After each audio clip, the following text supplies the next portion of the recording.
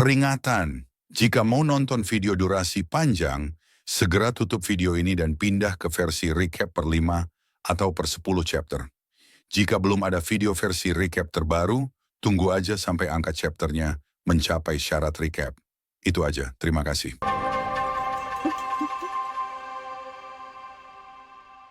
Halo semuanya, selamat datang di channel Error. Kali ini, gue akan menceritakan lanjutan dari komik Freezing the World, I Built a Doomsday Safe House, Chapter 543.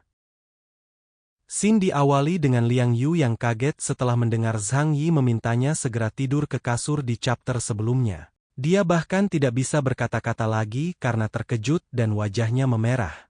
"Kau?" ucap Liang Yu dengan wajah yang memerah dan tidak bisa mengatakan apa-apa lagi setelah mendengar perkataan Zhang Yi.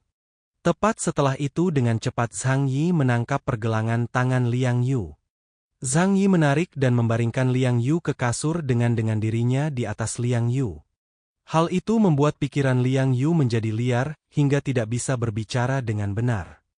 Namun setelah itu Zhang Yi menutup badan serta wajah Liang Yu yang selimut lalu berjalan menuju sofa dan kemudian melempar badannya ke sofa.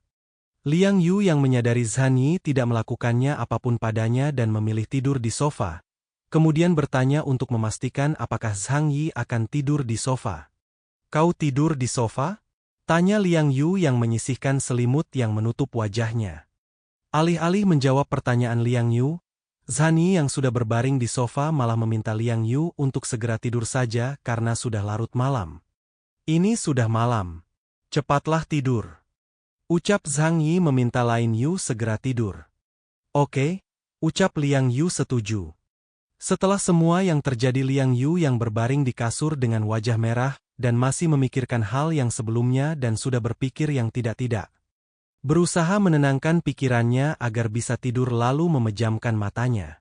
Singkat cerita, keesokan paginya Liang Yu terbangun dan dari tidurnya di saat Zhang Yi sedang menonton televisi kota Blizzard. Pada tanggal 26 April, Eclipse Moon, sebuah organisasi Ronin yang telah menyeberangi lautan dari negara Neon, telah berada di bawah kendali penuh wilayah.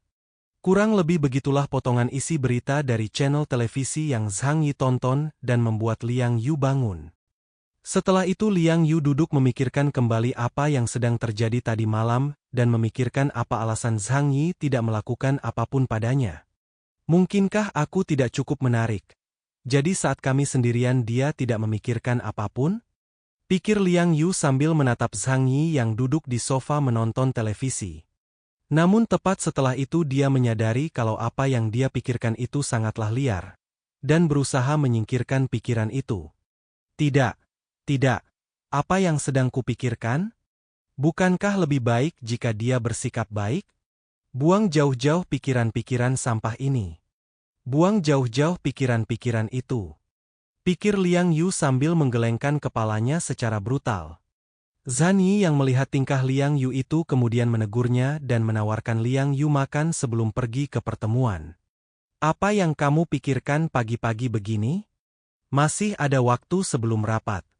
Apa kau mau makan dulu?" tanya Zhang Yi pada Liang Yu. "Ngomong-ngomong, selimutnya hilang guys." "Tidak apa-apa. Aku belum lapar," ucap Liang Yu menjawab. Tepat setelah itu handphone Zhang Yi berbunyi. Tanda ada pesan masuk. Rupanya pesan itu dari Bailey yang memberitahukan Zhang Yi untuk datang ke tempat pertemuan pukul 9 pagi. Karena itu Zhang Yi memutuskan untuk berangkat sekarang juga.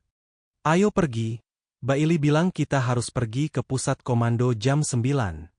ucap Zhang Yi beranjak dari sofa sambil membaca pesan dari Bailey. "Oke," ucap Liang Yu yang setuju untuk berangkat sekarang. Singkat cerita Zhang Yi dan Liang Yu pun berjalan sampai ke depan lift kantor wilayah Jiangnan, sambil menunggu lift. Zhang Yi ditegur oleh pasangan bodoh bernama Xia Lingling dan yang laki-laki bernama Yuan Hao yang mengenalinya. "Kalian berdua dari kota Tianhai, kan?" ucap Xia Lingling melempar pertanyaan. Zhang Yi yang mendengar itu dan lupa-lupa ingat dengan pasangan bodoh itu, berusaha mengingat siapa mereka. Mereka terlihat familiar. "Oh, mereka orang dari kota Xixing," pikir Zhang Yi setelah melihat Xia Lingling dan Yuan Hao, namun dia hanya mengingat asal mereka, Setelah itu Zhang langsung bertanya balik. Kau mengenali kami? Tanya Zhang Yi pada Xia Lingling. Terakhir kali kau datang ke kota Blizzard, kau sangat terkenal. Meskipun reputasinya tidak bagus, tapi sungguh mengejutkan kau masih bisa datang ke sini kali ini. Ucap Xia Lingling menjelaskan pada Zhang Yi bagaimana dia bisa mengenalinya dengan percaya diri dan gestur acuh tak acuh sekan dia meremehkan Zhang Yi. Setelah mengetahui itu Zhang Yi terdiam dan menatap Xia Lingling dengan wajah serius. Singkat cerita Zhang Yi dan yang lainnya pun masuk ke dalam lift dan sampai ke lantai 16. Tempat pertemuan yang sudah ditentukan wilayah Jiangnan. Semuanya, kita sudah sampai di lantai 16. Ucap pegawai kantor pusat wilayah Jiangnan memberitahu kalau mereka sudah mencapai tujuan. Karena mereka semua sudah sampai, mereka pun melangkah keluar dari lift.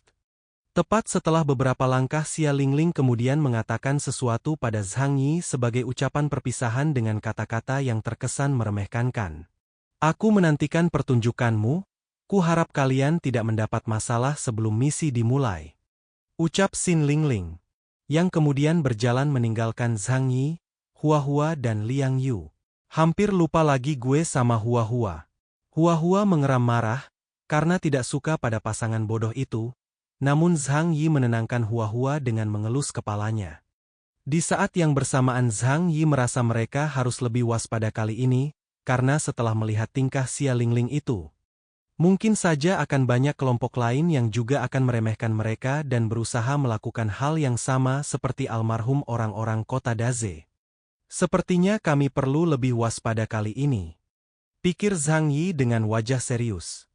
Singkat cerita Zhang Yi, Huahua dan Liang Yu pun sampai di ruang-ruang pertemuan kecil, tempat pertemuan dia adakan. Dalam ruangan itu suasananya sangat tegang dan orang-orang memasang wajah yang serius.